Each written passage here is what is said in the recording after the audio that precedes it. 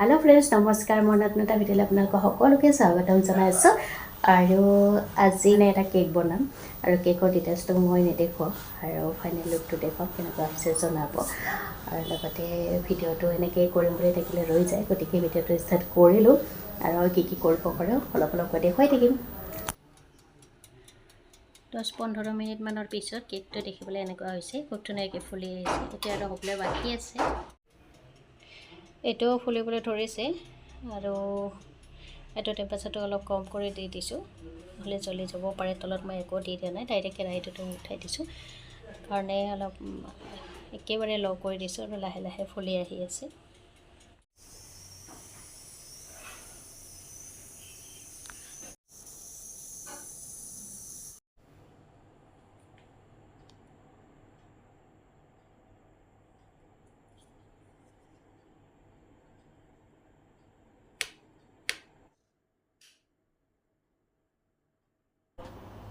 কেকটো খুব ধুনীয়া স্পঞ্জি হৈছে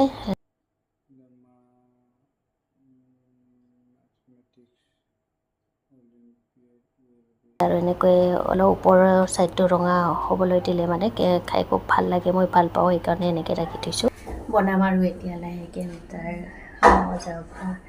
আহি পালে ল'ৰা বিতে বজাৰ গৈছিলে এতিয়া আৰু শিকি আনিছে চাহ আৰু কেক বনাম এতিয়া মই প্ৰথমতে চাহ বনাই লওঁ চাহ খাই লওঁ তাৰপিছত আৰু ভাতৰ যোগাৰ কৰিম আৰু কি কৰোঁ সেইটো পিছত কৈ থাকিম আৰু লাহে লাহে তাৰপৰা আকৌ দুপৰীয়াৰ কাৰণে বনাব লগা হ'বই আৰু হ'লে আৰু টাইমটো বেছি হোৱা নাই তেও মাছখিনি একদম ধুনীয়াকৈ ধুই চাফা কৰি ৰেডি কৰি থৈ দিছে অকল বনালে ইফালে মাছ ভাজি থৈ দিয়া হৈছে সৰু মাছ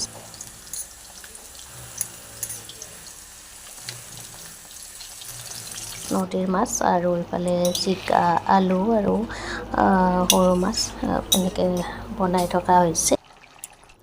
এইটো হৈছে পনিয়ল ফ্ৰুইট